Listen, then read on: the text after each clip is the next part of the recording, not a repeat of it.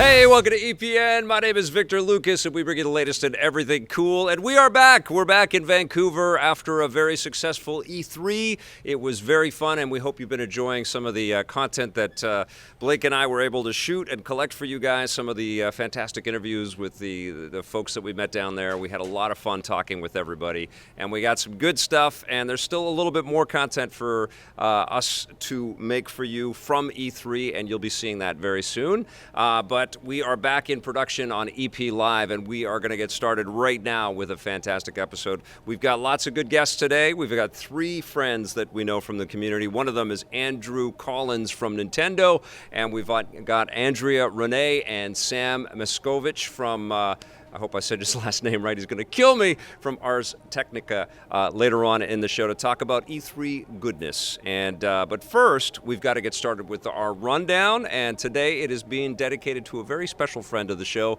Brett Gilmore, who is celebrating a birthday, and he's here live. Thank you, Brett. It's good to see you. Happy birthday, buddy. Let's get started with your rundown. Now, gamers who hate loot boxes and microtransactions won't have a reason to take cover from the next Gears of War game. Microsoft and the Coalition have announced that Gears 5 will not have a season pass, so all the post-launch maps will be available to everyone for free. They're also getting rid of the controversial gear packs from the last game. This means that all the extra customization options can now be earned by playing the game, and although there will still be an in-game currency called Iron, you won't be able to buy anything that you can't also earn just by playing, which is the right move. Gears 5 lands this September. I got a little bit of hands-on time with one of the new modes. What was it called? Escape?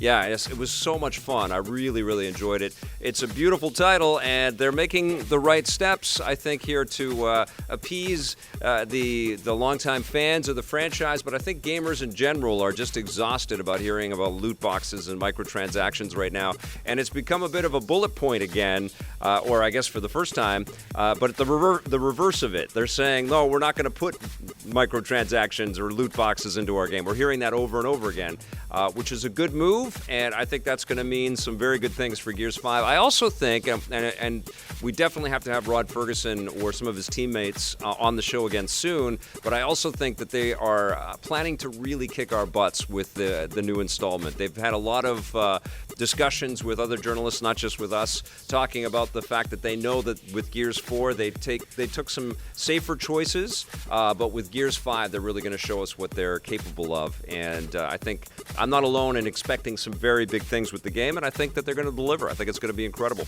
But we'll find out more very soon. It comes out in September, I believe. Now, it looks like audiences might be able to plug back into The Matrix. New rumors have come in about another entry in the cyberpunk science fiction series. Discussing on Film.net reports that Warner Brothers has worked out a deal with creators Lana and Lily Wachowski to return to direct a 4th film with a screenplay not written by them, but by Ready Player One screenwriter Zach Penn.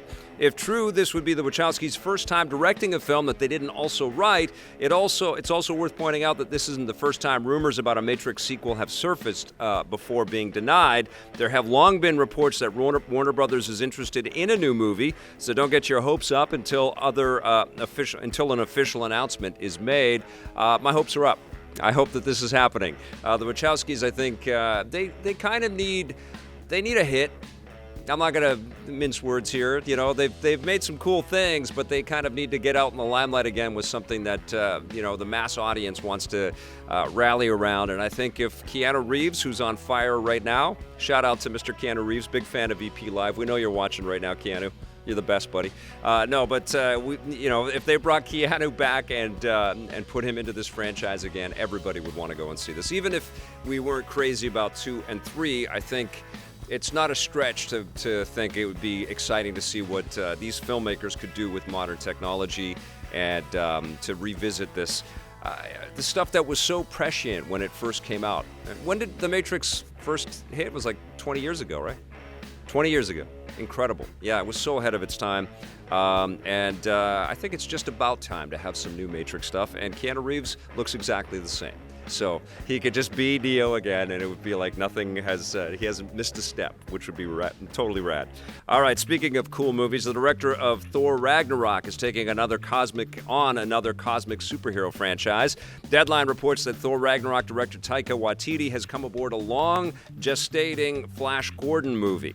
He's in talks to produce and possibly write and direct a new interpretation of the classic space adventure franchise, which has already been adapted countless times over the years in different mediums.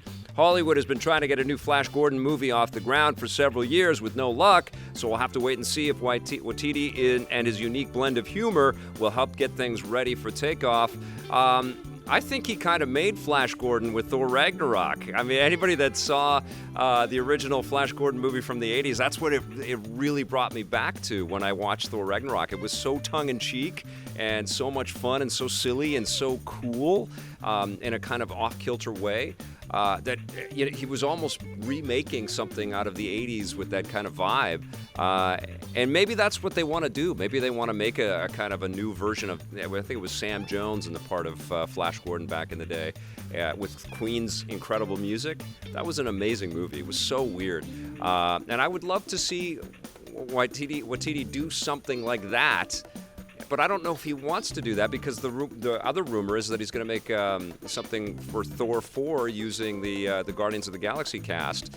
And that's also going to feel like another riff on that kind of sci-fi spectacle with a great sense of humor.